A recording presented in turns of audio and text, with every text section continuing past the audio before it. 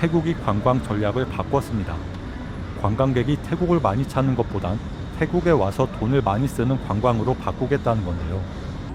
한마디로 이제 싼 맛의 태국을 찾는 한국인, 중국인 관광객보다는 돈을 많이 쓰는 서양인들에게 집중하겠다는 겁니다.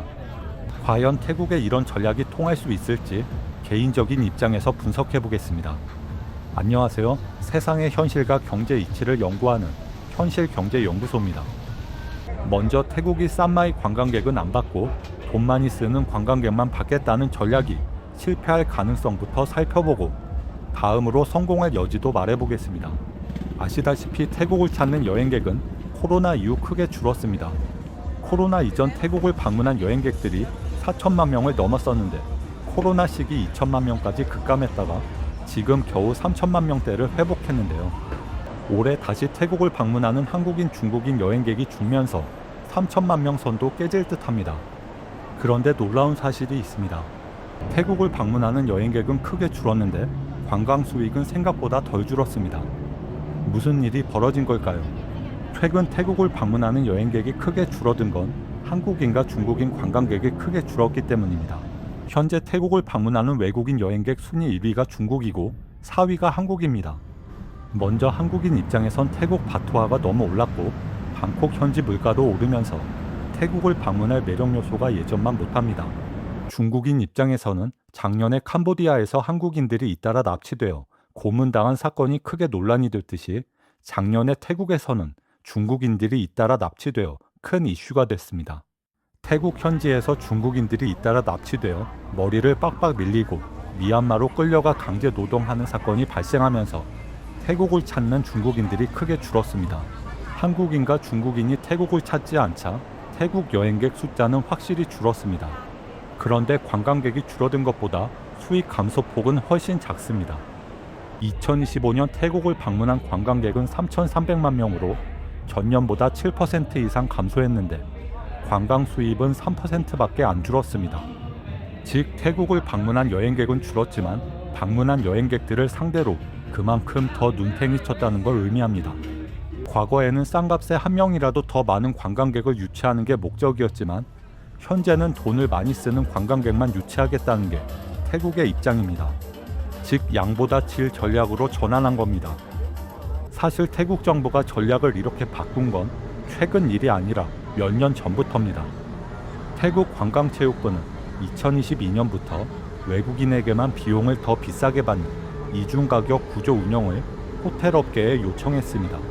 현지 태국인들에게는 평소 가격대로 받고 외국인에게만 비싸게 받는 걸 정부가 직접 나서서 권고한 겁니다.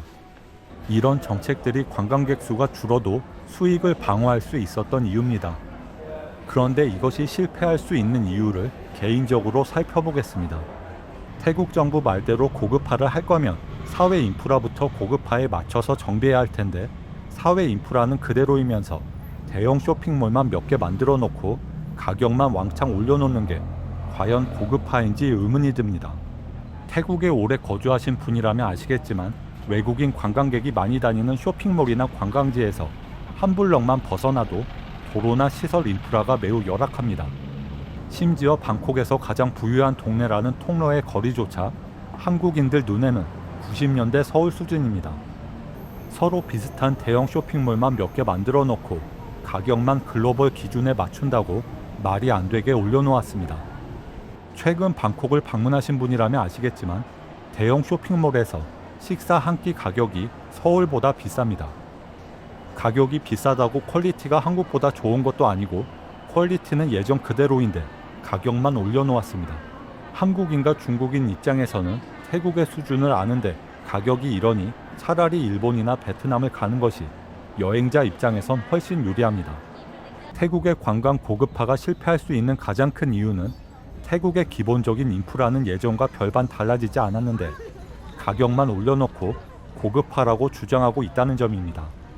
앞서 이야기했지만 태국을 방문하는 여행객 1위부터 4위가 중국과 한국입니다.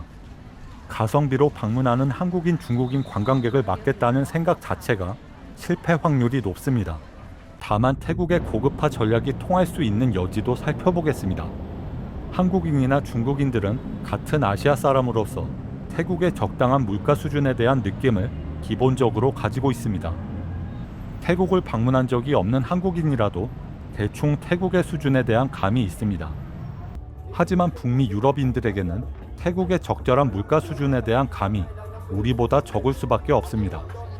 태국이 고급화 전략이라고 가격을 올려놓아도 북미 유럽 지역에서 온 여행객들에게 크게 와닿지 않을 수 있다는 겁니다. 다만 중동 지역에서 군사적 충돌이 일어나면서 태국을 방문하는 북미 유럽 관광객들도 크게 줄었습니다.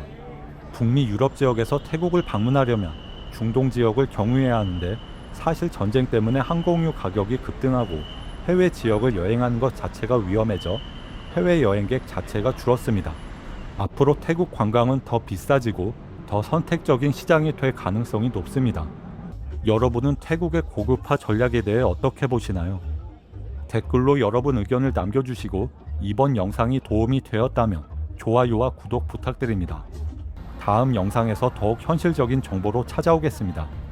감사합니다.